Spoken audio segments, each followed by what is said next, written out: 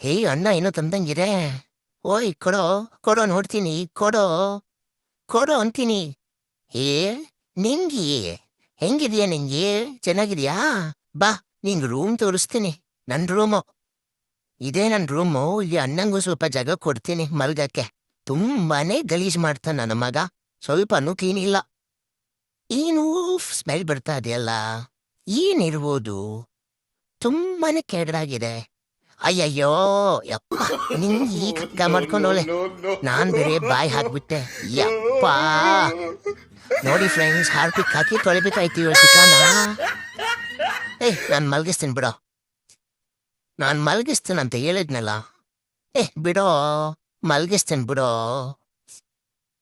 ಮತ್ತೆ ಕಕ್ಕ ಮಾಡಿದೆ ನಿಂಗೆ. ಅಪ್ಪ ಇಲ್ಲ, ಬಚಾವು. ಪಾಚಿ ಮಾಡು ನಿಂಗೆ, ಪಾಚಿ ಮಾಡು. Good night friends, good night.